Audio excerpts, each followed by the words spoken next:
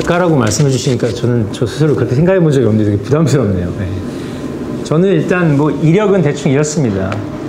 산업공학과 출신이고 맨 처음에는 이제 스포츠 기자나 아니면은 사실 뭐 미국에서 그 당시에 이제 스포츠 에이전트 같은 게 되게 뭐 제리 맥가이어 이런 영화 때문에 각광받던 시기에 제가 95학번인데 예.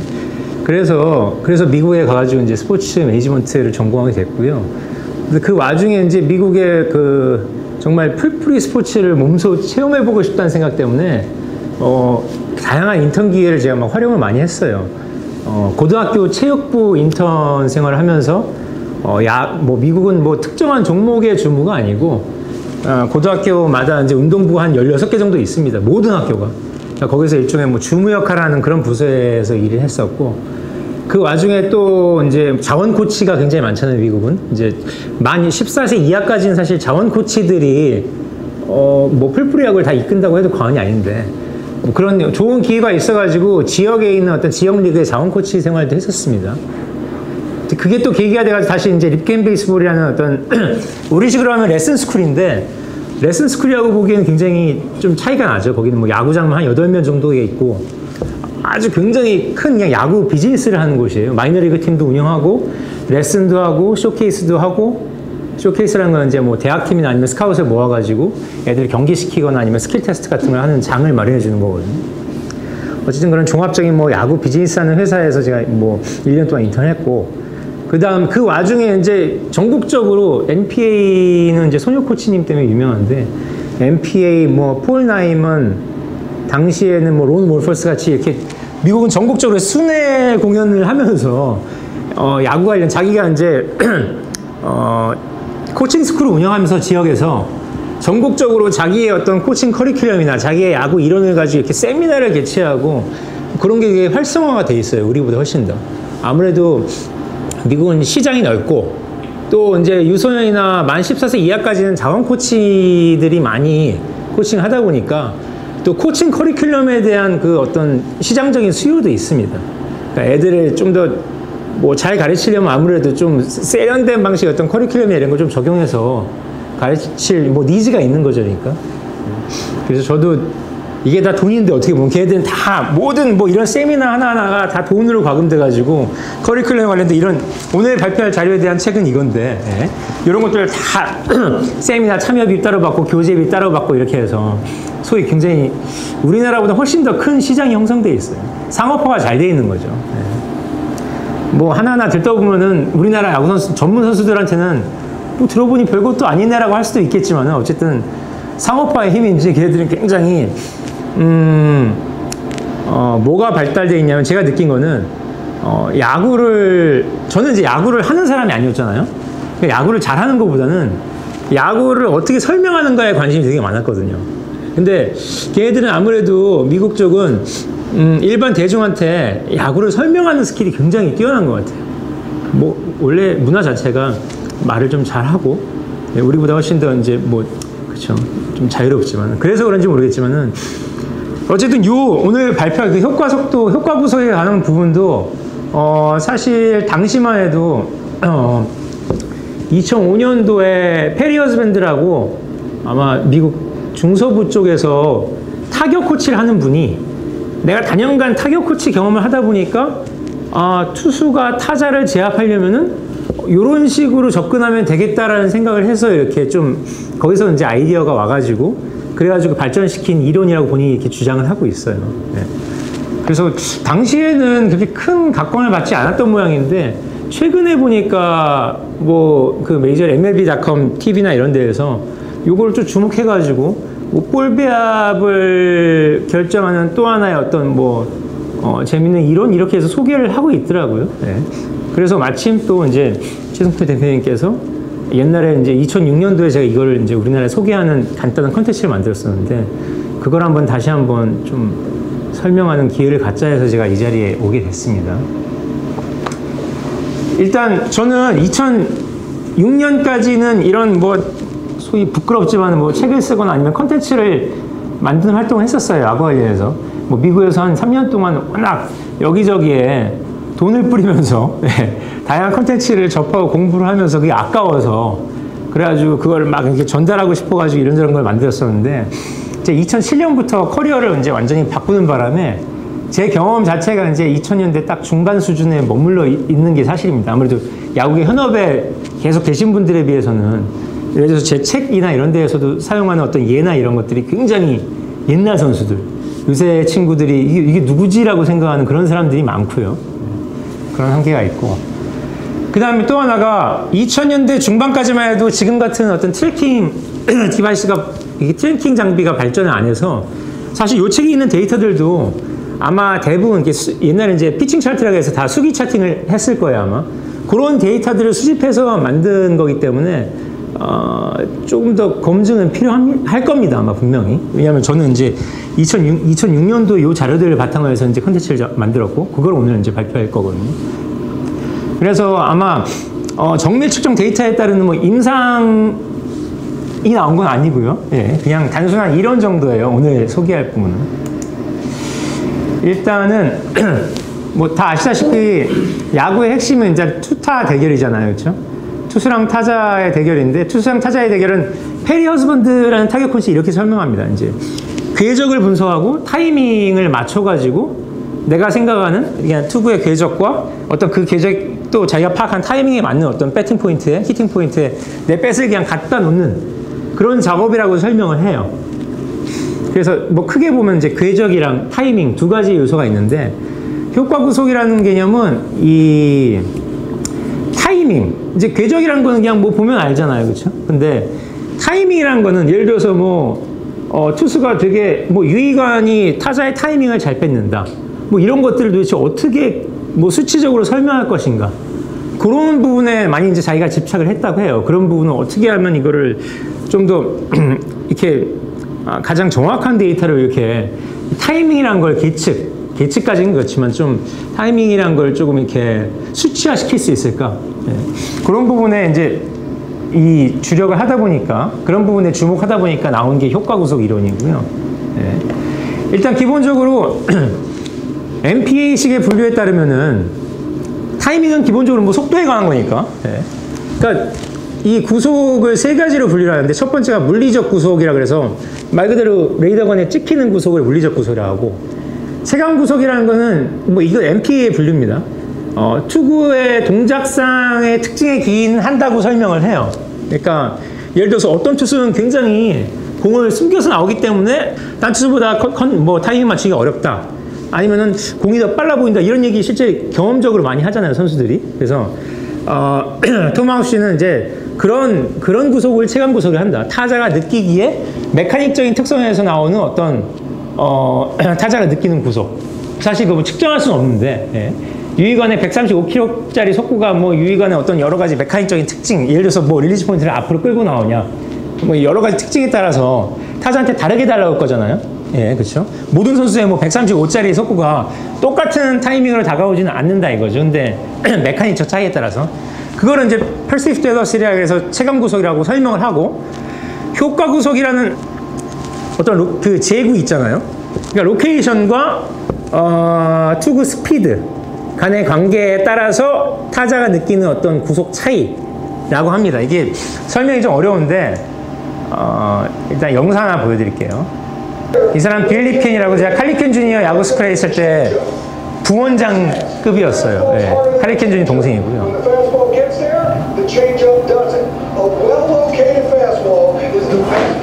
이게 속구랑 체인지업을 구사하는 트래킹 해가지고 이게 표현을 한 겁니다. 빨간색, 파란색으로. 속구, 바깥쪽 속구고요. 네. 흥미로운 부분은 뭐냐면은 이 부분이에요.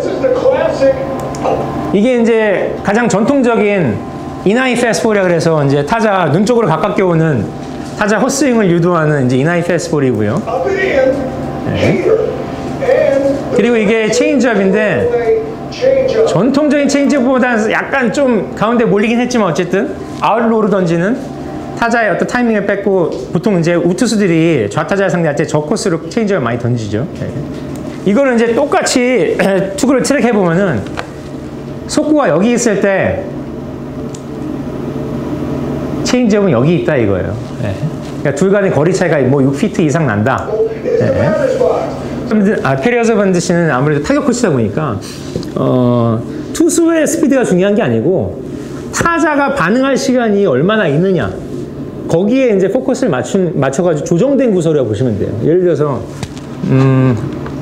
뭐 NPA식 표현은 이런데 이나이 패스트볼은 타자가 반응하는 시간이 되게 일반적으로 가운데 볼보다 한가운데 135kg 2km짜리 공이 타자한테 주어진 반응 시간이 예를 들어서 0.4초라고 하면은 이나이 패스트볼은 더 빠르게 반응해야 되잖아요, 그렇죠? 왜냐하면은 뒤에서 설명할 텐데 더 빠르게 반응해야 되기 때문에 아마 0.38초라고 치고 그다음에 아웃로 패스트볼 0.42초라고 치면은 그거를 다시 이제 속도값으로 환산시킨 겁니다.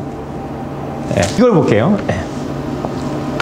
똑같은 평면에 도달하는 투구 거리가 있잖아요, 그렇죠? 똑같이 140이라고 해도 그러니까 이 뭐죠? 이제 레라하니까 이거를 한 명치 높이 정도 할게요. 명치 높이까지 오는 패스트볼은 경로가 이만큼 길이라고 하면은 허리 높이까지 하면 조금 더 경로가 길어지겠죠, 그렇죠?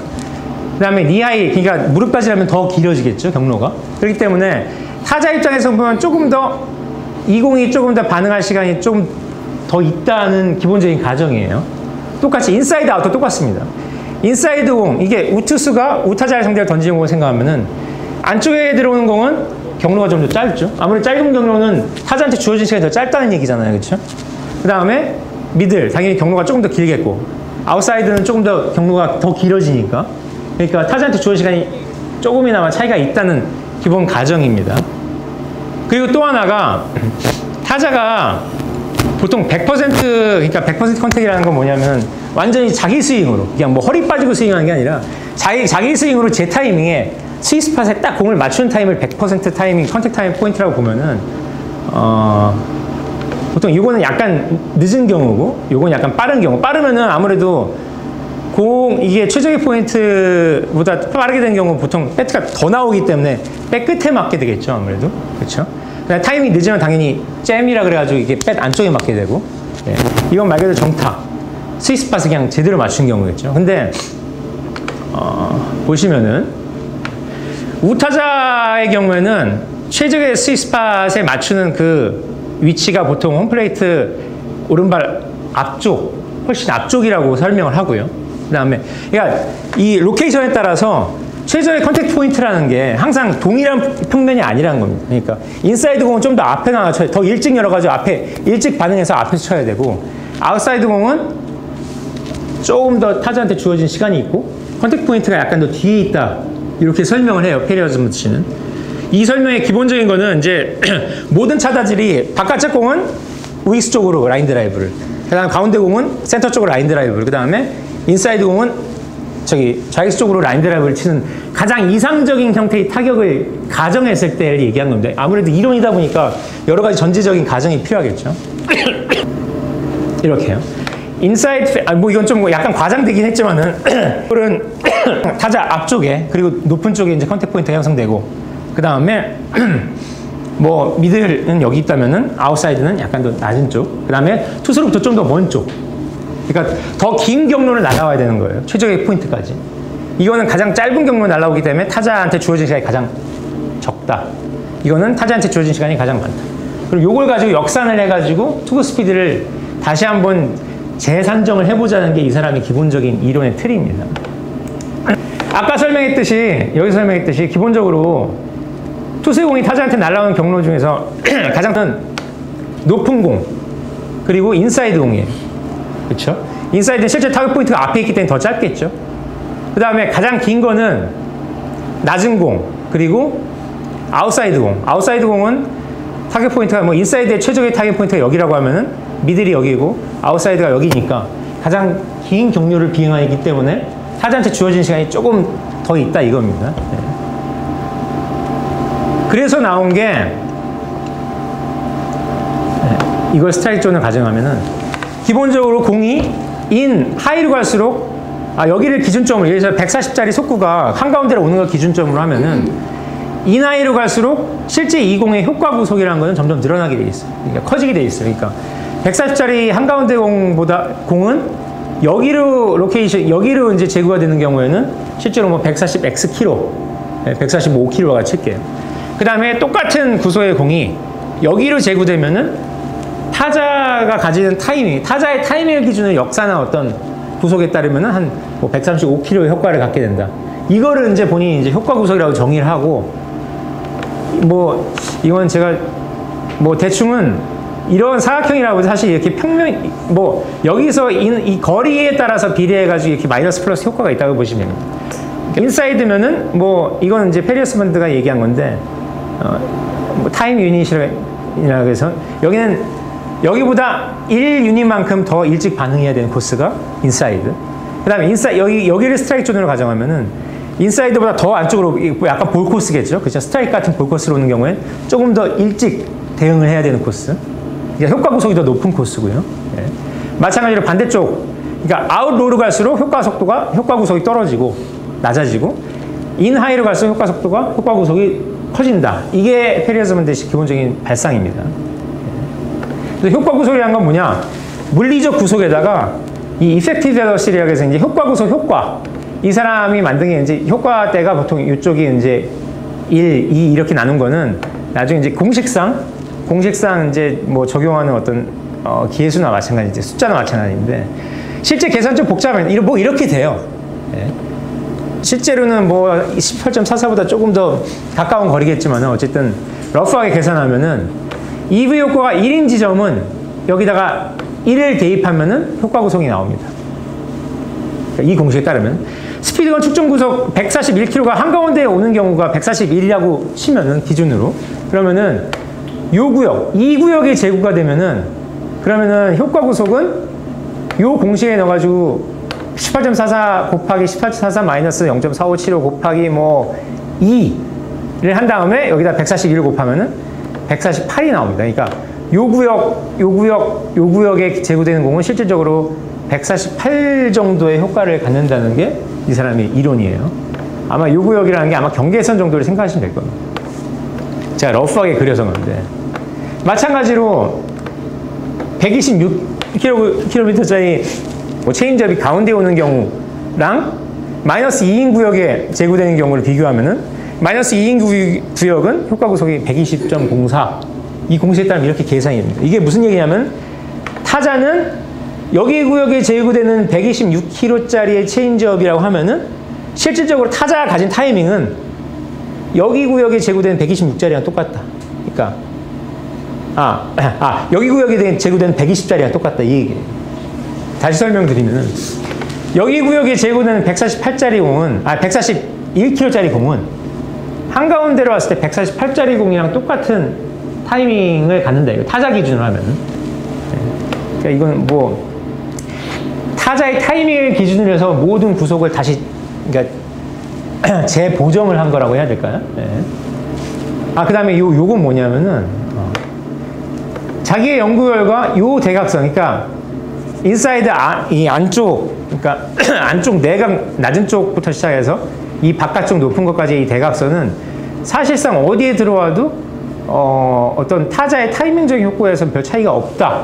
이것이 이제 또 이 페리어스 밴드 이론이고요. 그래서 이 사람은 기본적으로 홈플레이트를 이렇게 스트라이크 존을 대각선으로 나눠서 투수가 그러니까 빠른 공은 이쪽에, 공은 이쪽에. 굉장히 뭐 사실 전통적이에요. 이게 뭐 새로운 게 아니고, 뭐 이렇게 구사를 해야 되는 이유가 여기 있다 이렇게 설명하는 것 뿐입니다. 타자가, 이 사람은 이제 타격 코치다 보니까 타자와 타이밍, 이제 타격과 타이밍이 어떻게 되는 건가를 설명하는데, 아까 설명드렸듯이 이제 정타의 경우에는 스위스파에 제대로 맞아서 가장 강한 타구가 나가겠죠. 그 다음에 타이밍이 늦은 경우에는 방망이 안쪽에 맞게 되고요. 타이밍이 이른 경우에는 방망이 끝에 맞게 됩니다. 네. 그래서 이게 참 설명이 난이 안 돼. 그러니까 타이밍 오차가, 근데 타자가 뭐 정확히 여기 안 맞고, 예를 들어서 요 타이밍에 맞고 요 타이밍에 맞고 어느 타이밍에 맞는지에 따라서 타구의 성격을 구분한 건데, 타이밍 오차가 굉장히 작다면은 뭐 여기서 1TU 이런 거는 나중에 좀 설명을 드릴게요. 좀 복잡한데 어쨌든 요 한 타이밍 정도의 타이밍 오차는 타자가 완벽하게 그냥 적응을 하거나 사실 타격의 어떤 결과에는 큰 영향을 미치지 않고 뭐 우리가 흔히 말하는 그냥 정타의 수준이고요. 타이밍 오차가 크면은 아무래도 뭐 스위스파에서 뭐 예를 들어서 선단, 그러니까 끝쪽이나 아니면 안쪽으로 좀 더 비껴나서 맞게 되겠죠. 예. 당연히 뭐 땅볼이나 아니면 힘없는 플라이볼이 양산되겠고, 타이밍 오차가 뭐 커지면 커질수록 예를 들어서 타자는 이제 뭐 속구가 들어온 줄 알고서 뱃이 나가는데 체인지업이 들어왔다. 그래가지고 아주 그냥 끝단에 맞는다. 이러면은 뭐 그쵸. 굉장히 약한 타구가 양산되거나 아니면 헛스윙이 양산되겠죠. 네. 그래서 기본적으로 이 타자의 타이밍 오차를 만들어내는 게 어떤 투수의 기본적인 투구 전략이 돼야 된다는 게 이 사람의 이제 주장이에요. 네. 가장 중요한 건 그러면 이거를 볼 배합으로 어떻게 이용하냐인데, 이 중간에 생략된 내용이 많은데 사실 이런 타이밍 오차를 투수나 포수가 되게 관찰을 많이 하라고 합니다. 타자가 뭐 파울을 치거나 아니면 타격을 하는 경우, 뭐 헛스윙이 나거나 이런 경우에 타자의 반응을 보고서 어떤 투구와 어떤 타자의 어떤 어텐션, 그 타자의, 그러니까 타자가 어떤 스피드 때 본인의 포커스를 맞추고 있는지를 추정할 수 있다 이거예요. 그러니까 백이 늦게 나오냐 빠르게 나오냐를 기준으로 해서 타자가 어떤 타이밍 때를 예상하고 있었는지, 예를 들어서 타자가 전혀 뭐 허리 빠진 스윙을 한다면 이건 뭐 타이밍 오차가 뭐 이따 설명드리겠지만 이제 3타이밍 이상의 이제 타이밍 오차가 나는 것이고, 타자가 뭐 굉장히 정확하게 딱 타이밍을 맞췄는데 예를 들어서 바로 뒤로 궤적을 살짝 못 맞춰서 포수 캐쳐 바로 뒤로 날카롭게 파울이 간다면 이 타이밍 때를 노리고 있구나, 아니면 이 타이밍 때는 위험하겠구나, 그러면 이제 타이밍 때를 좀 바꿔야겠죠. 효과 구속대를 이제 다른 쪽으로 바꿔야 되는, 이렇게 해서 관찰을 통해서 타자의 타격 행위와 타격의 결과, 그러니까 스윙과 스윙의 결과를 이제 비교해 가지고 어떤 타이밍, 타자가 노리는 타이밍 때를 추산을 해서 그거를 이제 효과 구속을 좀 바꿈으로써 이용을 하자는 건데, 그래서 자기가 연구를 해본 결과 이 조정 구속, 그러니까 EV 속도가 9.6km, 시속 9.6km 이내인 경우에는 의도맞을 확률이 높다, 그 차가. 네. 근데 반대로 9.6km를 넘는 경우, 그러니까 바로 직전 투구랑 비교해서, 예를 들어서 직전 투구가 140짜리 한가운데 왔고, 다음 투구가 예를 들어서 효과 구속이 135km짜리가 왔다. 그러면 타자가 이걸 두들겨가지고 좋은 결과를 낼 확률이 굉장히 높았고, 자기의 분석에 따르면은. 네. 그 다음에 이게 바로 앞에 투구와의 어떤 효과 속도 차이가, 보정된 효과 속도 차이가 9.6km를 넘어가면은 타자가 소위 말해서 타이밍을 뺏겨가지고 좋은 타구를 양산하지 못하는 경우가 많다. 이것이 이 사람의 결론이에요. 네. 근데 물론 이건 아까 서두에 설명드렸듯이 아마 피칭 차팅 시절에 아마 도출한 거기 때문에 정확도에 대해서는 차이가 있을 수가 있고, 다시 좀 검증이 필요하고요. 정밀 어떤 계측의 시대에서는. 그래서 이 사람이 이제 자기의 교재에서 설명하는 기본적인 볼 배합의 예가 이런 겁니다. 이 사람은 이제 크로스오버라 그래서, 크로스오버 뭐냐면은 투수가 본인 생각엔 굉장히 여러 구석구석에 잘 구사했다고 생각하지만 실제로는 타자의 타이밍적인 측면에서는 굉장히 위험 영역, 그러니까 효과 구속으로 치면 10km 이내에서 계속 움직이는 경우를 크로스오버라고 정의해요. 그래서 이런 볼 배합을 피해라. 이게 이제 허스밴드 씨의 주장이고요. 예를 들자면은 초구가 바깥쪽 141km짜리 속구가 들어왔어요. 네. 2구가 안쪽 깊은 120, 이게 우투수와 좌타자의 대결을 이제 상정한 건데, 2구는 안쪽 깊은 슬라이더가 들어왔고, 스트라이크인지 볼인지 거의 경계선에 걸치는.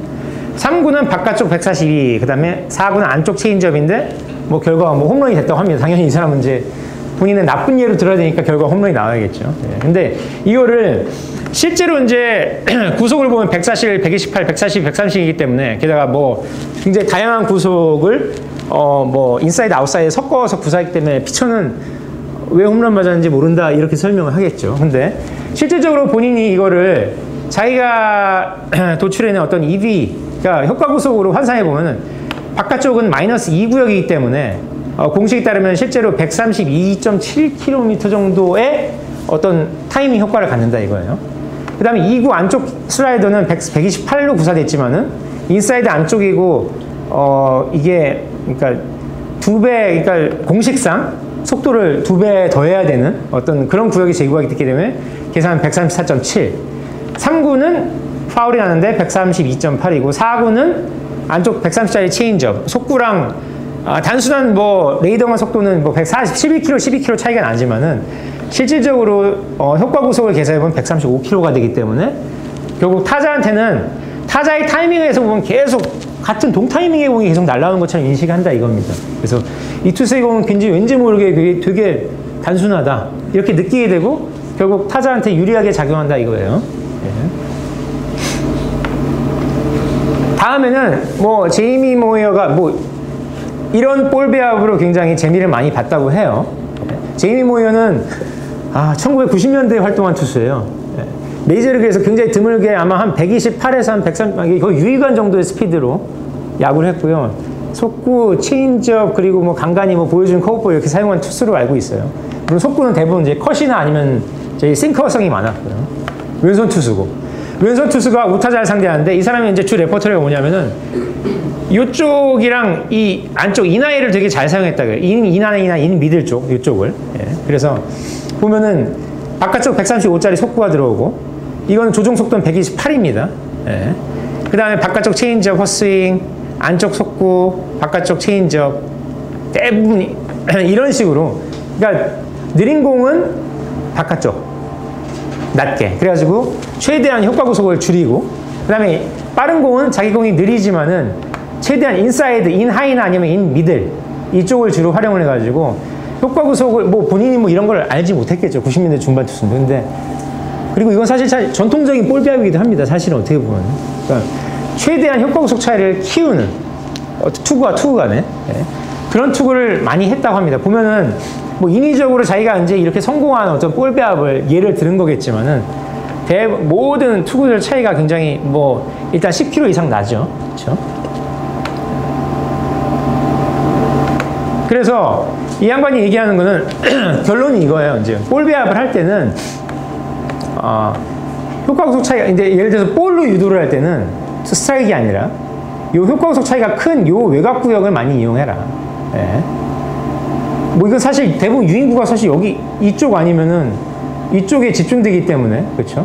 그렇기 때문에 뭐 특별히 상식에서 벗어나는 건 아니에요. 그 다음에 제구 같은 경우는 마찬가지지만 아까 요 예에서 봤듯이 굉장히 정교한 제구를 하고도 타자한테는 왠지 모르게 제공은 굉장히 타이밍 맞추기가 쉬워 이런 인상을 줄 수가 있는데 그거는 요 효과 구속을 전혀 고려하지 않은 볼 배합인 경우에 이런 효과를 준다는 거예요. 그래서 제구를 할 때도 최대한 이제 효과 구속을 그러니까 뭐 빠른 거는 안쪽으로 그 다음에 느린 거는 바깥쪽으로 그래가지고 이게 크로스오버를 일으키는 아까 크로스오버란 건 이제 아무리 안팎으로 제구하더라도 결과적으로 효과 구속을 이렇게 비슷한 영역대로 맞추는 걸 크로스오버라고 하는데 크로스오버 같은 볼 배합을 최대한 지향을 해라 이런 거고요. 무브먼트도 마찬가지입니다. 무브먼트도 이 양반은 이제 무브먼트 자체는 사실 뭐 굉장히 중립적이고 크로스오버를 방향으로 변하는 공은 투수 입장에서 볼 때 나쁜 무브먼트다. 효과 구속 차이를 높이는 방향으로 공이 무브먼트가 이루어져야 된다. 그래서 예를 들어 안쪽 싱커 같은 경우에는 사실 대부분의 미국 투수들이 싱커 슬라이더형 미국 투수들은 이쪽 구역을 많이 이용하죠. 싱커는 요 구역. 백은 이제 잼시키는 영역을 많이 이용하는데 요거는 이제 효과 구속이 당연히 늘어나는 부분이겠고 반대로 이제 이 사람들이 이제 싱커 슬라이더 투수는 대부분 슬라이더를 이쪽에 유인구로 많이 쓰니까 뭐 전통적인 볼 배합이랑 굉장히 일치해요. 근데 이거를 단지 효과 구속이라는 개념을 통해서 이제 측정을 해서 요게 이렇게 계산하니까 이런 계산으로도 이렇게 뭐 나름 일리가 있다. 이렇게 설명하는 거죠. 이 사람은 단순히 이제 요걸 주장하는 것 뿐만 아니라 이게 효과 구속의 효과랑 이 터널 효과라는 걸 같이 주장을 하는데 이게 터널 효과라는 건 오늘 설명드리지 않겠지만은 터널 효과는 요새 들어서 뭐 MLB TV나 이런 데서 많이 각광을 받는 걸로 알고 있어요. 뭐냐면 타자가 이제 투구를 인식할 때 이런 프로세스를 거친다고 해요. 처음에 비행 궤적의 한 3분의 1 정도 동안은 투구의 궤적을 보면서 이게 대충 로케이션을 짐작한대요. 타자가. 그 다음에 3분의 1 동안은 공의 어떤 뭐 여기서는 로케이션의 파악이 완전히 끝난 건 아니겠죠. 그렇지만 여기서는 타이밍. 이 공이 어느 타이밍, 그러니까 내가 어느 타이밍에 나가면 되겠다를 계산한다고 하고 마지막에 뭐 이건 스윙하는데 시간이 필요하니까 0.14초 내지 0.2초가 필요하다니까 그 영역이겠죠. 그러니까 여기서 사실 판단이 끝나야 되는데, 근데 문제는 초기에 궤적을 파악하는 순간을 늦추면 늦출수록 타자가 타이밍을 판단하고 스윙 결정에서 스윙하는 시간이 줄어든다 이거죠. 그러다 보니까 투수의 공이 최대한 디셉션 효과를 보려면은 요 투수가 궤적 파악을 하는 한 20피트 지점까지는 공들이 대부분 이제 릴리스, 이게 투구가 좀 굉장히 좁은 영역. 그러니까 타자가 보기에 예를 들어서 한 13m라고 친다면은 13m에서 움직이는 공의 0.1cm까지 구분하기는 어렵겠죠. 근데 타자가 현실적으로 구분하기 어려울 만큼의 동일한 궤적을 가져야 된다. 네. 이게 이 사람의 또 하나의 어떤 포커스 중에 하나예요. 이게 터널 효과라 그래가지고 피치 터널이라고 해서 요새는 아마 종종 얘기를 하는 걸로 알고 있습니다. 근데 결과적으로 보면은 이것도 사실 전통적인 그 어떤 뭐 투구 볼 배합이랑 일치하는 게 여기에서 똑같은 궤적을 가지기 위해서 예를 들어 속구랑 체인지업을 여기서 한가운데 속구랑 체인지업을 똑같은 궤적을 가지려면 체인지업은 항상 무릎 아래쪽으로 던져야 돼요. 네. 그러니까 전통적으로 체인지업을 허리 높이 던질 수는 없잖아요. 그렇죠? 그렇기 때문에 그래서 커브볼도 마찬가지예요. 커브볼도 발목 쪽, 슬라이더를 던져도 항상 무릎 쪽. 네. 그래서 궤적을 일치시키려면은 사실 전통적인 볼 비합이랑 뭐 일치할 수밖에 없어요. 그래서 뭐 이것도 하나의 이 사람의 한 축이긴 합니다. 네. 그래서 이 투수는 기본적으로 두 가지 효과, 터널 효과랑 EV 효과 두 가지를 항상 고려를 해야 된다. 볼 배합을 할 때, 그 다음에 공을 던질 때. 이게 이 사람의 먼저 기본적인 틀이에요. 예. 요거를 뭐 기초로 해가지고 아까 그 영상을 한번 다시 보시면은 바깥쪽 속구, 바깥쪽 낮은 속구죠, 그렇죠? 예. 이게 가장 전형적인 투구예요, 사실. 바깥쪽 아웃사이드 로우 쪽에 어떤 패스트볼 던진 다음에 그거랑 비슷하게 체인지업을 던졌는데 더 떨어뜨리는 거죠, 그렇죠? 더 낮은 쪽. 그러면은 실제 요 공은 아마 한 20피트 지점에서 피치 터널을 찍어보면 거의 아마 타자가 동일하게 인식했을 거예요, 그렇죠? 가장 전통적인 이게 이제 피치 터널을 이용한 가장 전통적인 이게 있고요.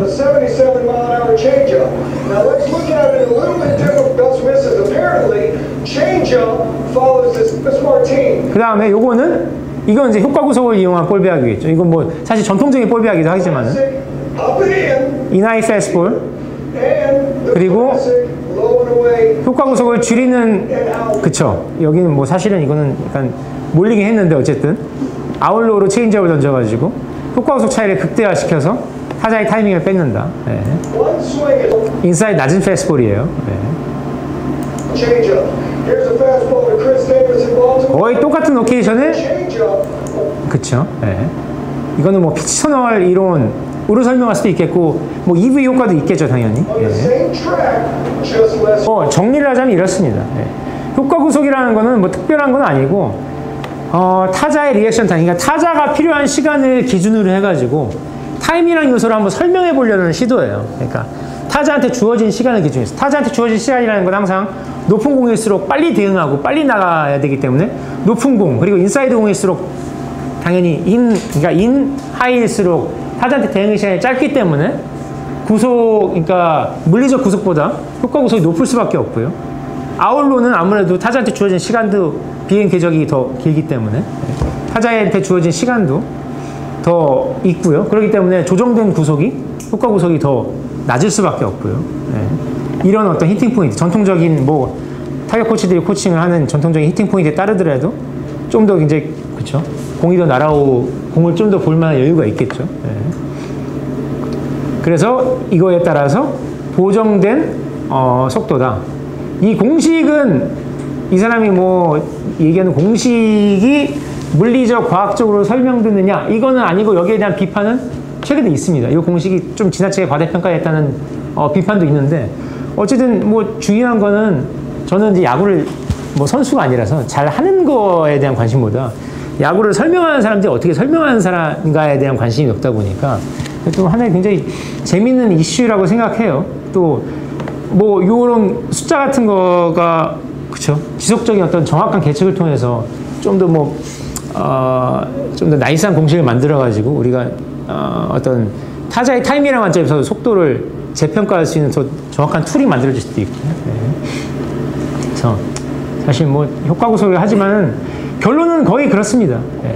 결론이란 거는 타자 타이밍에 뺏으려면은 앞에 투구와 뒤에 투구 간의 어떤 구속차가 어느 정도 나야 된다. 근데 구속차라는 건 단순히 물리적 구속차를 얘기하는 게 아니고 타자의 타이밍 기준으로 하면은 좀 고정해가지고 다시 생각해 봐야 된다. 정통적인 이론에 따르면은 슬라이더를 사실 이쪽 구역 그러니까 슬라이더 유인구 같은 느린 유인구를 이쪽 구역에 제거하는 거는 좀 위험하다고 평가를 하고요. 그 다음에 이거는 뭐 터널 이론으로 설명할 수 있는 게 터널 이론에 따르면 사실 인사이드 공 슬라이드를 여기다 제구를 하려면은 터널 이론상 굉장히 타자가 보기에 라는 느낌이 딱 든대요. 그러니까 계속 오던 터널이 아니라 약간 조금 그렇죠? 약간 벗어난. 네. 그게 효과를 볼 때도 있는데 그걸 이제 이 사람은 프리저라고 설명하는데 예를 들어서 높은 커브볼, 낙차가 크고 느린 커브볼이 갑자기 올 때는 이 피치 터널상 굉장히 위에 있는 게 타자에 딱 보이지만은 타자가 하게 된다 이거죠. 그래가지고 그런 공들은 항상 무조건 스트라이크를 던져라. 네. 뭐 그런 얘기입니다. 그러니까 뭐 전체적으로 보면은 뭐 이 양반의 얘기가 이렇고요. 이거는 굉장히 긴 분량을 제가 굉장히 축약한 거예요. 기본적인 어떤 아주 기초적인 어떤 이론적인 내용만 중심으로 해서. 그래서 더 궁금하신 점이 있으시면은 이게 보니까 지금 이북으로 판매를 하고 있더라고요. 그러니까 이북을 실제 구매하셔도 되고 아니면은 뭐 저랑 커뮤니케이션해서 같이 연구를 해도 되고. 네. 저도 이 이론의 어떤 창시자가 아니라 전달자. 저는 재밌는 거는 다 전달하자. 이런 모토 하에서 이렇게 이런 책들을 다 썼었거든요. 그렇기 때문에 한번 같이 뭐 의견을 나눠보는 것도 되게 재밌을 것 같아요. 네, 요거에 대해서. 제 설명은 좀 두서가 없지만 어쨌든 이 정도로 하고, 네. 혹시 뭐 덧붙이실 게 있으시면 뭐 신이사님이나 아니면 뭐. 저는 그 효과고속 이북에서 가장 흥미로웠던 대목이 그 덕스가 한 말. 본인의 이제 구종 시퀀싱을 이렇게 얘기를 하면서,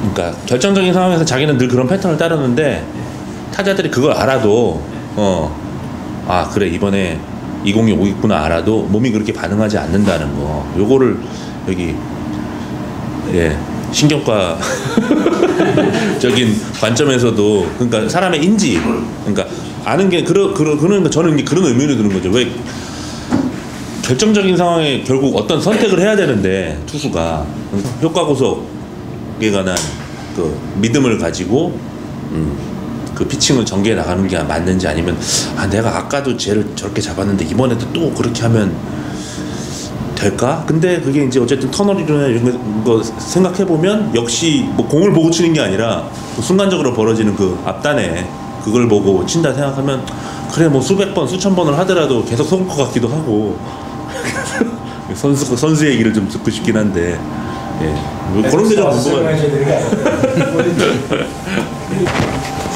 다 아시는 내용이실 거지만 사실 저희가 이론적으로 공을 머리로 인지하고 이성적으로 인지하고 사실은 그 공을 때린다는 것 자체가 사실 거의 불가능하죠. 그러니까 저희가 아무리 공이 온다는 걸 예측을 하더라도 실제 반응하는 건 무의식적인 몸이 반응하는 거니까 우리가 이 뇌 자체를 사실을 위아래로 나눈다라고 하면 어떤 예측하고 이 공이 올 거라고 하지만 실제로 눈이 보고 자극에 대해서 반응하는 거는 이 아래쪽에서 몸이 그냥 무의식적으로 일어나는 반응이니까 실제로 그게 끊임없이 트레이닝이 되지 않는다면 그런 형태의 타격이 계속 성공할 수 그런 피칭이 계속 성공할 수 있을 가능성이 훨씬 더 많다라고 생각이 되고요.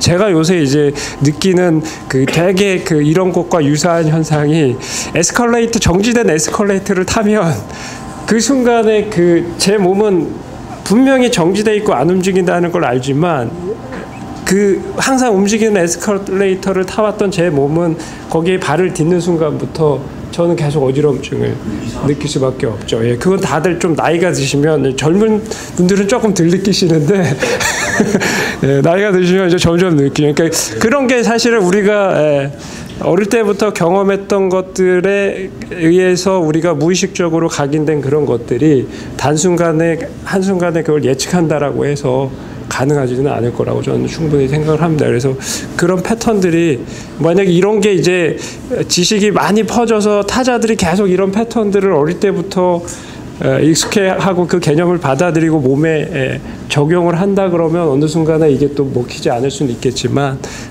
지금은 충분히 가능하지 않을까 싶고요. 이거를 이렇게 수학적으로 계산하고 이거 한 거 자체가 저는 되게 재밌는 이런 것 같습니다. 그러니까 미국에서 이런 이거는 약간의 그냥 어떤 야구보다는 그 수학과 어떤 공식을 만들어내는 그런 과정들이 훨씬 더 재밌었을 것 같은 생각이 좀 많이 듭니다. 왜 인사이드 고에 더 시간이 없는 걸까가 저는 좀 늘 궁금했어요. 이거는 뭐 이제 주 변호사님이나 아니면 김정준 의원 얘기해 주셔도 좋을 것 같은데 배팅, 그러니까 투수와 타자의 대결에서 생기는 재밌는 현상의 거의 대부분은 타자의 배팅이 비정형하다, 그러니까 좌우 대칭이 아니다라는 데서 오는 것 같긴 해요. 그러니까 몸쪽과 바깥쪽이 서로 비대칭이고 위와 아래가 비대칭이고 왼손과 오른손이 비대칭이고. 근데 왜 몸쪽 공은 더 시간이 없을까? 거리상으로 보면 하이패스트볼을 주장하시는 분들이 생겨났고 거의 팀마다 조금씩 경향 다르지만 그런 분들이 그래도 생겨났고 그러나 아직 대세는 넘어오지 않은 상태고. 근데 여전히 좀 변수가 많은 게 이제 어떤 팀 얘기를 들었는데 하이패스트볼의 효과가 미국에 비해서 한국에서 상대적으로 좀 덜하더라. 이런 게 있어요. 그래서 왜 그럴까에 관해서 뭐 가설입니다만 그 메이저리그에서 하이패스트볼이 확 대두되기 시작한 과정에는 그 전 단계에 그 싱커가, 그러니까 낮은 쪽 싱커가 리그를 지배하던 몇 년의 시기가 있었어요. 그러니까 장타의 시대를 맞으면서 메이저리그 투수들이 살아남으려고 하다 보니까 어떻게든 장타를 피하자. 그래서 굉장히 단단한 수비를 깔아놓고 낮은 쪽에 그 무브먼트가 있는 싱커를 던져서 땅볼을 유도하는 게 우리가 살 길이다 해서 한 2010년 초반에 몇 년을 메이저리그를 완전히 싱커볼러들이 지배를 했었는데 그러다 보니까 타자들이 이제 어퍼 스윙을 하면서 거의 맞선 거죠. 또 비슷한 시기에 스태캐스트 데이터가 나오면서 그 런치 앵글에 같이 공을 띄우는 것의 가치가 굉장히 높다라는 게 함께 나오다 보니까 이 두 가지가 같이 에스컬레이트를 하면서 이제 타자들이 스윙을 바꾸고 공을 멀리 때리기 시작했고 그러다 보니까 이제 투수들도 이제 또 살아야 되니까 높은 쪽 패스트볼을 던지기 시작했고 거기에 비슷하게 어울렸던 게 메이저리그의 전체적인 구속 향상. 그러니까 그 140대 초중반이었던 게 최근 한 10년 사이에 거의 140대 후반 구원 투수들은 155km를 그냥 껌으로 다 던지는 이런 상황이 되니까 하이패스트볼의 효과가 다시 배가가 되고 이 과정에서 그 지금 하이패스트볼이 굉장히 각광을 받고 있고 실제 효과가 좋은데 그러니까 KBO 리그에서는 이 맥락들 중 일부는 없는 상태다 보니까 좀 덜한 게 있다 이런 해석도 있는 것 같은데 다만 그럼에도 불구하고 하이패스트볼의 가치는 실제 굉장히 좀 과소평가돼 있어요. 아까 그 낮은 공 던져서 맞으면은 잘 던졌어 할 수 없지 뭐 야구는 원래 그런 거야 하는데 높은 데 던져서 하면은 그렇게 던졌으니까 맞지. 좀 이런 게 그러니까 똑같은 실패라고 하지만 하나의 그러니까 서로 다르게 받아들여지는 거가 좀 있는데 그 흔히 높은 공이 위험하다라고 말하는 것은 높은 공은 장타 위험이 많다는 식으로 알려져 있지만 실제로 그 추적 데이터를 보면 낮은 공이나 높은 공이나 장타 가능성이 별반 다르지 않아요. 그러니까 높은 공이나 낮은 공이나 똑같은 거죠. 별다른 그러니까 높은 공이라고 더 장타가 맞지 않는다. 그리고 하이패스트볼이라고 하면 흔히 생각하는 건 그 가끔 이제 포수가 완전히 일어서서 받고 타자가 어이없이 헛스윙하는 그런 완전한 노골적인 유인공들을 말하는데 그런 걸 이야기하는 게 아니라 스트라이크 존 위쪽 경계선에 걸치는 그러니까 높이 1m니까 타자 가슴 높이 정도부터를 하이패스트볼이라고 부를 수 있고 흔히 효과가 있다고 하는 하이패스트볼은 그 근처에 있는 패스트볼 그러니까 스트라이크를 잡을 수 있는 공도 이미 높은 스트라이크 크로스 굉장히 효과가 있는 거거든요. 그래서 근데 다만 저는 좀 요즘 재밌는 거는 어쨌든 뭔가 이렇게 변하고 있고 현장도 굉장히 계속 배우고 있고 새로운 시도를 하고 있기 때문에 그러면 굉장히 재밌다고 느끼긴 합니다. 나오잖아요. MLB 타자들이 지금 우리나라 그러니까 타자들이 바뀐 건 존이 생겼어요. 여기서 이만큼을 코스도 여기서 이만큼을 커버하고 스피드에도 이만큼을 커버하는 그런 스윙들로 많이 바뀌어가고 있는 거죠. 그게 이제 우리가 생각하는 어퍼스윙이라고 생각하는데 사실은 어퍼스윙은 아닌 거고요. 그러니까 레벨 존을 굉장히 좀 공이 지나가는 그 궤도를 굉장히 좀 넓게 커버하겠다는 생각들이 많은 그게 이제 메이저리그도 그런 스윙을 많이 하는 거고 그게 이제 우리나라까지 넘어와서 그런 스윙. 옛날에 이제 그게 이제 잘못 전달되면 이제 다운스윙이라고 해서 핀포인트를 그냥 위에서 빵! 요 포인트에서 아까 하이패스트볼 치려면 빡 치면 되는 아웃스윙 뭐 그런 포인트를 치는 게 이제는 궤도, 그러니까 공이 날아오는 그 궤도 안에 내 스윙 궤도를 집어넣어서 일루 가든 90도 안에서 확률을 높이는 걸로 좀 바뀌어가고 있죠, 야구가. 그러다 보니까 피차들이 생각할 때 그 존을 벗어날 수 있는 존은 하이패스볼이다. 그것도 포심이다. 투심은 하이패스볼 던지기가 좀 어려우니까 라이징을 하려면 이제 투심보다는 이게 패스볼, 그러니까 포시 패스볼이 많으니까 이제 그게 던지면서 이제 타자들하고 이제 승부가 되고 이제 그게 이제 트래킹 데이터로 이제 결과가 나오고 그러면서 이제 좀 바뀌었다고 저는 생각하거든요. 그러니까 타자의 역습을 투수가 역습하는 건 이거밖에 없다. 의 핫존이라고 하잖아요. 그러니까 어디를 더 잘 쳤나? 이걸 타구 속도로 보든 주로 이렇게 보면 핫존, 우타자의 핫존은 인하이에서 그러니까 아웃하이에서 인로우로 이렇게 연결돼 있어요. 그러니까 내가 우타자면 왼쪽은 우타자 이렇게 생겼어요. 좌타자는 반대. 좌타자는 먼 쪽 높은 데서 가까운 쪽 낮은 곳으로 대각선. 그러니까 저쪽으로 보면 이 잘 친 쪽을 빨간색으로 표시하게 되면 이쪽이 빨갛게 나오고 여기가 이렇게 파랗게 나와요. 이건 그 프로 레벨의 어느 타자라도 예외가 없어요. 약간 차이가 있다면 이 대각선이 약간 이렇게 쓴 대각선이냐 아니면 이렇게 누운 대각선이냐. 그러니까 저는 이제 그 패턴이 아마 그 타자의 메커니즘의 무언가를 경험하고 있을 것 같은데 그렇게 놓고 보면 여기나 여기는 핫존이 아니라 콜존 아까 그 포인트 거죠. 그래서 높은 쪽 패스트볼로 이렇게 하게 되면 이렇게 보는 거지 않습니까? 근데 똑같이 높은 쪽과 낮은 쪽을 본다고 하더라도 안쪽이냐 바깥쪽이냐에 따라서 효과가 전혀 다른데 이쪽이 진짜 하이 패스트볼 중에 하이 패스트볼이에요.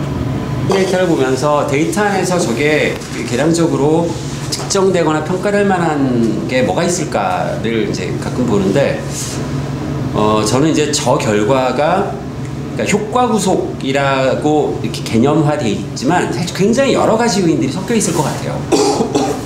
그래서 뭐 타격은 타이밍이다라고 말하지만 그 타이밍이 어디서 오느냐라고 하면 구종이 얼마나 디셉티브하냐 아니면 터널을 통해서 얼마나 더 디셉티브함을 더 강화시키느냐 혹은 몸쪽과 바깥쪽의 타이밍 차이가 어떻게 나오느냐 아니면 속도 차이가 인지의 부조화를 일으켜서 얼마나 더 또 헷갈리게 만드냐 이런 여러 가지 요인들 그러니까 투수와 타자가 야구장에서 싸워왔던 수많은 그 과정을 이제 저분이 관찰을 하면서 패턴을 찾은 거니까 그러니까 저거는 타이밍이지만 여러 가지가 좀 복합적인 제가 이제 좀 뭘 좀 찾아 더 준비하려고 했는데 그러지는 못했고 어제 이제 히팅 포인트에 대해서 좀 본 게 있어요.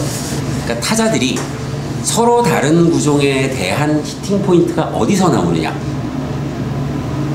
그러니까 거기서 이렇게 딱 나오면 이제 저게 바로 깔끔해지는데 왜냐하면 몸 쪽은 더 뒤에서 맞고 바깥쪽에 좀 더 앞에서 맞는다. 라든가 아니면 타자가 좀 과반응을 해서 몸 쪽은 더 앞에서 맞고 바깥쪽은 더 뒤에서 맞는다. 이런 패턴들이 간명하게 나타난다면 이제 굉장히 쉽겠지만 이제 그렇지는 않더라고요. 어떤 타자들은 이렇게 평평해요. 몸쪽 공이나 바깥쪽 공이나 비슷한 위치에서 때려요. 그러니까 공이 맞는 컨택 포지션을 홈플레이트를 바닥에 놓고 하늘 위에서 내려다본다고 하면 앞에서 맞는 쪽의 컨택 포지션은 여기 찍히고 뒤에서 맞는 컨택 포지션은 여기 찍히게 되지 않습니까? 이쪽에 포수가 있고 저쪽에 투수가 있다고 하면 그래서 이걸 플러팅을 해보면 어떤 타자들은 이게 평평하고 어떤 타자들은 이렇게 생겨요. 그러니까 몸 쪽은 뒤에서 맞고 바깥쪽은 좀 더 앞에서 맞고 그 중에 좀 재밌게 봤던 거는 이제 구종에 대한 차이인데 전체적으로 앞에서 때리는 타자들이 있고 전체적으로 뒤에서 때리는 타자들이 있는데 거의 모든 타자들이 예외 없이 속구에 비해서 체인지업은 앞에서 맞아요. 그러니까 이건 거의 모든 전체 한 80% 정도의 타자들은 속구보다 체인지업이 한 20cm 정도 더 앞에서 선택해요. 이건 거의 항상. 근데 재밌는 게 슬라이더는 좀 달라요.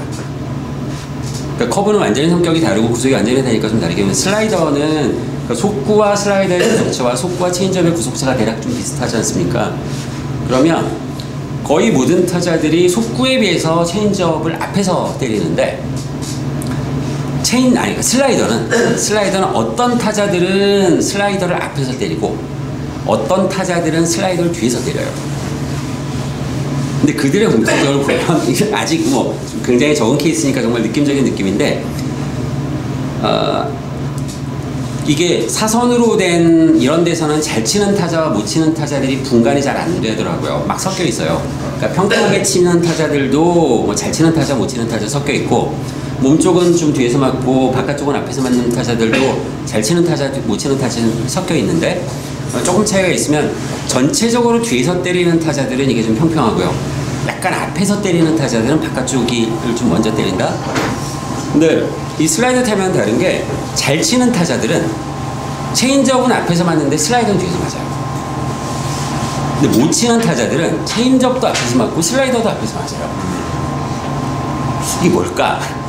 이게 그냥 저의 수설은, 저의 가설은 잘 치는 타자는 속구와 체인지업까지는 공을 못 읽지만 속구와 브레이킹볼의 계열은 공을 읽을 거다. 읽는 게 아닐까. 그러니까 실제로 만나보면, 그러니까 선수들 물어보면 속구와 체인지업 구분한다는 선수는 거의 없어요. 근데 좀 잘 치는 선수들 중에서는 브레이킹볼이나 속구는 이제 회전 방향도 다르고 해석도 좀 다르니까 이제 어떤 분들은 이제 그걸 뭐 회전이 보인다라고 말하지만 이제 또 다른 사람들은 이제 대체적인 학자들은 회전이 보인다라고 느끼지만 사실은 회전을 보는 건 아니고 궤적을 보는 거다라고 말하죠. 네, 그래서 잘 치는 타자들은 속구와 체인지업은 똑같이 보면서 똑같이 나가는데 마지막에 조정을 하면서 때리지만 브레이킹 계열의 공들은 좀 일찍 그걸 파악을 하고 의도적으로 타이밍을 늦춰서 좀 뒤에서 그러니까 자기가 원하는 타이밍이겠죠. 때릴 수 있는 게 아닐까. 근데 잘 못 치는 타자들은 같은 아까 그 김정일님 말씀하신 것처럼 자기 타이밍을 여기다 놓고 가면은 이 공이나 저 공이랑 치는데 속구는 빨리 왔으니까 뒤에 맞고 슬라이더는 속구보다 좀 더 뒤에 오니까 좀 더 앞에서 맞고 체인지업도 좀 천천히 오니까 앞에서 맞고 뭐 이런 게 아니었을까 이런 생각을 해본 적이 있습니다.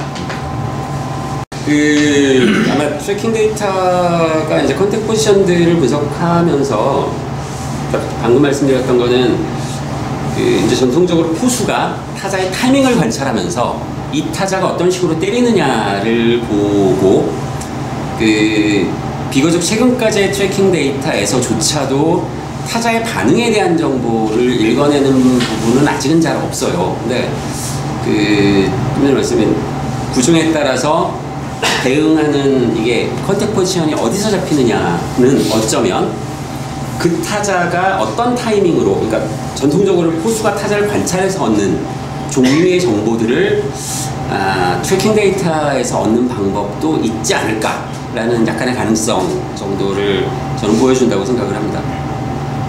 볼 배합, 그러니까 저건 결국에 볼 배합을 어떻게 하느냐의 문제인 거지 않습니까? 그러면 그러니까 저는 데이터 쪽이니까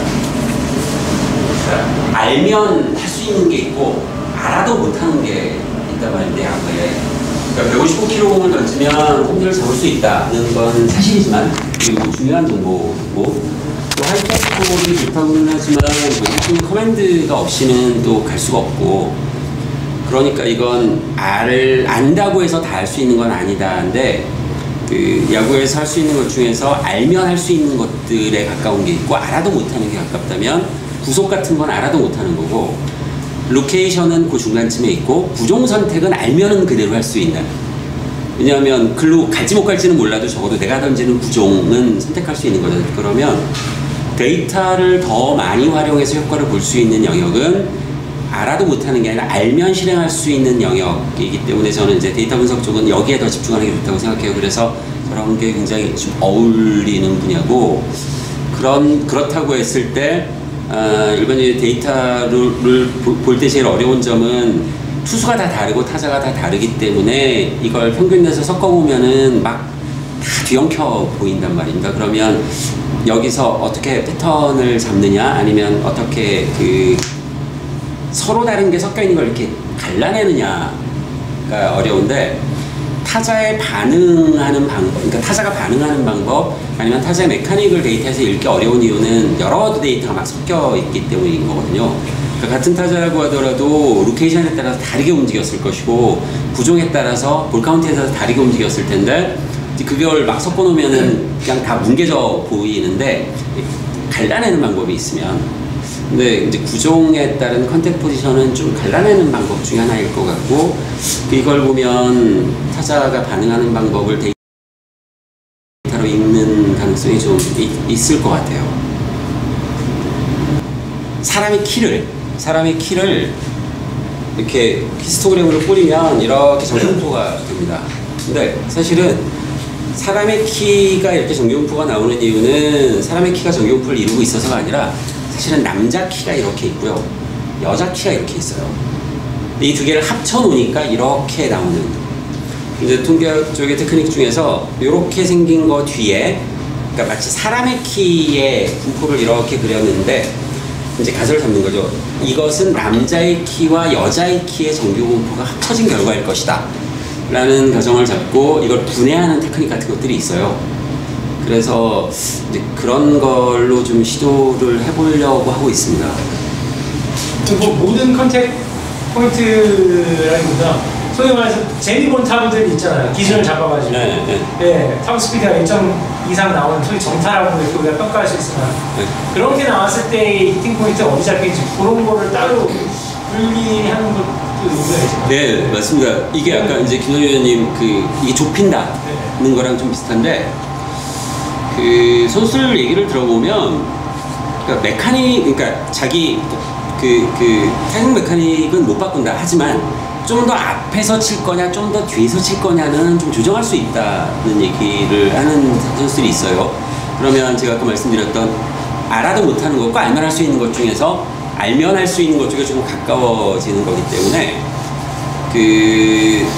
내가 칠 때 좀 더 앞에서 칠 때 좋은 결과가 나오는 타자들과 뒤에서 쳤을 때 좋은 결과가 나오는 타자들이 있을 수 있다면 뭐 이제 그런 방법으로 이 사람은 좀 더 앞에서 쳤을 때 좋은 결과가 여러 가지 원인이겠지만 그러니까 공을 인지하는 방법이나 아니면 자기 타격 메커니즘이나 몸의 운동 능력이나 여러 가지의 결과겠지만 그런 것들이 종합되어서 앞에서 쳤을 때 좋은 타구가 나오는 타자가 있으면 이제 그렇게 치는 거고 반대로 이걸 투수가 이용을 하면 이 타자가 앞에서 못 치게 그러니까 워렌 스파니 얘기했던 말 그대로죠. 피칭은 타격은 타이밍이고 피칭은 타이밍을 깨트리는 거다. 이러면 추적 데이터로부터 이제 배합의 전략. 그러니까 전통적으로는 현장의 포수가 관찰하면서 얻을 수 있는 그 외에는 좀 어려운 이런 부분들도 일부는 완전히는 아니겠죠. 뭐 또 다 다르니까 일부를 이런 이제 좀 통계적인 데이터로 접근할 수 있겠죠. 이 이론을 주장하는 허스밴도 자기 이름의 한계는 자기 타격 코치로서 정말 모든 로케이션 구역마다 최적의 타구 스피드를 낼 수 있는 어떤 히팅 포인트를 전제해서 하는데 전제해서 이론이 나오지만은 본인도 책에 보면 이치로 같이 당시 이제 90년대 이치로 같이 바깥에 낮은 거 그냥 가운데만 쭉 갖다 대서 유도하듯이 남의 힘을 이용해서 그냥 3루간을 안타 치는 그런 타자들에 대해서는 뭐 자기도 할 말이 없다. 네, 그렇기 때문에 한계는 당연히 저는 저 효과 분석 관련해가지고 방금 이제 구정 말씀하셨고 그 표현이 되게 와닿는데 이제 알아도 그게 안 되는 영역이라는 생각이 들어서 저는 이제 여기에 좀 개인적으로 좀 관심이 많은데 이제 그러니까 그런 의문이 좀 들어요. 이것도 신이사님이 자주 말씀하셨던 우리가 이제 구종 다변화를 좀 중요하게 생각하잖아요. 특히 선발 투수 같은 경우 최소한 3개, 한 4개 정도 되면 더욱 좋고. 근데 실상 서드 피치, 뭐 4번째 피치를 그렇게 막 커맨드 좋게 던지기는 상당히 어렵고 하면은 그때 사례로 들어주신 허프 같은 사례들처럼 결국 허프 같은 경우가 이제 저 효과 보석을 본인이 알던 모르건 이렇게 잘 이용했던, 특히나 하이 패스트볼 같은 거 잘 이용해서 했던 경우라고 할 수 있는데, 그러면은 그렇게 정말 구정을 단순화시켜서 그 고정의 커맨드를 잘 이용해서 피치 터널 효과를 극대화시키는 것이 더 낫지 않을까 하는 뭐 리그에 따라 좀 다르겠지만 선발이나 불펜에 따라서 좀 다르겠지만 뭐 우에하라처럼 그 140 똥볼이랑 그 130대 스플리터 갖고 월드 시리즈 최고 마치 삼킨 양반도 있고 그래서 투수 코치나 이제 팀의 이제 피칭 카트를 운영하는 입장에서는 우리가 이제 뭐 당연히 좌타자 상대를 할 때는 뭐 바깥쪽으로 휘어나가는 체인지 우타자 상대할 때는 슬라이더를 갖추고 이게 과연 꼭 그럴 필요가 있을까 하는 또 그거 우리나라의 그 정답은 차명석 단장이 갖고 있어요. 아예 슬라이더는 한 가지가 아니다. 그렇게 있기 때문에 차명석 단장이 얘기했잖아요. 나는 슬라이더 하나만 5개를 던질 수 있다. 이런 정도의 레벨인 것 같고요. 그리고 아까 그 선발 피차들이 좀 다변화를 추구해야 되는 건 일단 세컨 이제 나오니까 3, 그다음에 4 있는데 이거는 그 그러니까 이게 프로니까 선발 피차가 되려면 한 게임을 하는 게 아니잖아요. 30게임 정도로 그러니까 뭐 정상적인 선발 피차를 하면 그러면 이게 컨디셔닝하고 좀 연관이 돼 있어서 그리고 이제 볼배합이라는 것 자체도 아까 허프죠? 허프는 이제 그 상대 쪽 입장에서 보면 자, 허프는 오른손 타자한테 무조건 몸쪽 깊게 던진다. 이게 지금 머리도 굉장히 강하게 박혀 있는 거잖아요. 이 박혀 있는 걸 가지고 걔네 지금 게임을 하는 거잖아요. 그 반대도 효과가 오르고 막 하는 그런 부분이라서 일단 첫 번째는 그 선발 피차가 공 구종을 어느 정도 갖고 있어야 되는 부분은 많이 상대해야 되니까 많이 상대해야 된다는 부분은 상대가 적응하기 쉽다. 근데 적응하기 쉬운 부분을 낯설게 만들어야 틀어놔야 된다. 이게 하나인 것 같고 그럼에도 그걸 이제 반대편으로 가고 가면 이제 허프 같은 선수가 있다. 근데 우리나라 선수들은 그 허프에 공을 치지 못했다. 어느 레벨. 근데 일본 가니까 안 되더라고. 이런 어떤 또 변화가 좀 있거든요. 그래서 의식하게 하는 부분이 분명히 있어야 되지만 그런 피차들은 사실은 앞에보다는 뒤쪽으로 가는 게 훨씬 더 맞고 앞에는 사실은 어쨌든 저희들이 항상 선발 피차가 6이닝을 던지면 3번을 만나야 되니 기본적으로 한 게임에 3번을 같은 타자를 만나야 되니 이게 한 게임이고 한 시즌을 놓고 보면 그게 더 많아지잖아요. 그러면 이제 구종이 2개가 되면 사실 이것도 말씀하신 것처럼 스피드 차이가 크면 또 달라요. 그거 갖고 또 명설처럼 같은 변화구를 여러 가지로 나눠 쓰면 또 달라요. 또 달라요.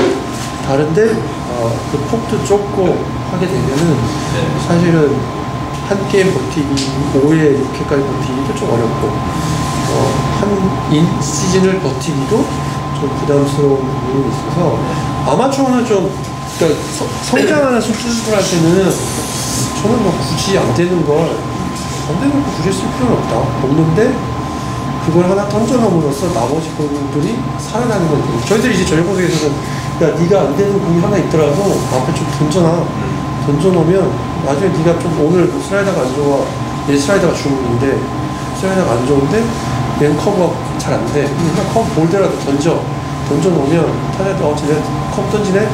라고 받아들이는 순간 슬라이더가 좀 몰려도 확률이 우리 쪽으로 좀 올 수 있으니까 라는 어떤 전략적인 문제죠. 네, 뭐 손표식에서 얘기하시는 기본적으로 투수가 굳이 프로피치에 대해서 뭐 이런 좀 이제 별개의 문제. 조금 이렇게 그 커맨드가 좀 떨어져도 그럼 별개의 문제고. 타자들은 그래야죠. 이렇게. 허프웰 커터는 효과 구속 이론에 굉장히 어울리는 예라고 저는 느꼈었어요. 그러니까 허프 보면서 제가 효과 구속 이론을 또 생각을 했는데 컷 페스트볼을 그 같은 손 몸쪽에 던지는 다른 손 몸쪽에 던지는 사용법이 있고요. 다른 손 몸쪽에 던지는, 그러니까 우투수가 왼손 타자 상대할 때 반대 손 타자 상대할 때 몸쪽으로 던지는 방법이 있고 같은 손 타자의 바깥쪽으로 던지는 방법이 있어요. 그러니까 이렇게 쓰는 투수도 있고 이렇게 쓰는 투수도 있는데 같은 손 바깥쪽으로 던진다는 건 이제 이 공을 슬라이더처럼 좀 빠른 슬라이더로 써먹는다는 의미일 것이고 그 몸쪽으로 던지기 좀 다 같은 컷이라고 할 때 근데 구속이 충분히 빠르지 않은 투수가 몸쪽 승부를 하려고 했을 때 그러니까 바깥쪽에 비해서 몸쪽은 아무래도 구속에 영향을 더 많이 받으니까 컷 회전이 있는 그러니까 파고드는 회전이 있는 공을 던지게 되면 더 효과가 좋아요. 마치 2, 3km 빠른 공을 몸쪽으로 던졌을 때 같은 효과가 그러니까 이건 이제 트래킹 데이터를 찍어보면 그렇게 나오긴 해요. 왜 그런지는 모르지만 하지만 굉장히 유력한 설명 논리 중에 하나가 효과 구속이라고 생각을 해요. 그러니까 몸쪽으로 오다가 더 몸쪽으로 들어올 경우에는 타자의 타이밍을 더 뺏을 수 있기 때문에 그러니까 155km라는 속도가 중요한 게 아니라 0.41초라는 반응 시간이 결국 본질이라고 보면 속도가 155km가 아니라 뭐 그보다 낮아도 148이 아니라 144라도 그 공이 타자가 예상했던 것보다 더 몸쪽으로 들어올 경우에는 반응 시간을 뺐기 때문에 빠른 공의 효과를 얻을 수 있어서 이제 저는 그 구속을 못 가진 투수들의 인사이드 피치다라는 식으로 생각한 적이 있었습니다. 그래서 이 효과 구속이 그냥 이론이지만, 그러니까 투수가 자기 공의 컨비네이션을 만들어서 타자랑 싸우다 보면 알아도 못하는 게 있단 말이에요. 그러니까 이 공과 이 공을 같이 던지려면 내가 속구가 한 2, 3km 더 빨라야 되는데 라든지 아니면 그 브레이킹 볼이 조금 더 돌아야 되는데 이런 게 있을 때 그거를 조절을 하게 되면 결과적으로 비슷한 포트폴리오를 만드는 방법도 될 것 같습니다. 일본에 그래서 이렇게 종종 모임을 가졌으면 좋겠는데 우리나라 안타까운 게 제가 뭐 이런 거 미국에서 빨빨거리면서 돌아다니는 게 이렇게 야구라는 어떤 현상을 설명하는 내공은 되게 훌륭한데 사실 우리나라는 그런 문화가 좀 덜 돼 있었어요. 지금도 그러겠지만 옛날에 더 그랬죠. 2000년대 근데 이런 장이 마련돼가지고 우리도 이제 점점 나아질 것 같아요. 하여튼 그래도 오늘 되게 부담되는 자리셨을 텐데 철진한 효과 보석으로 책을 또 꺼내셔가지고 다시 공부하시고 소개해주시고 고전이면 고전. 너무 고생 많으셨습니다. 원래 고전이 명작인 거 모르세요? 모두 다들 수고하셨습니다.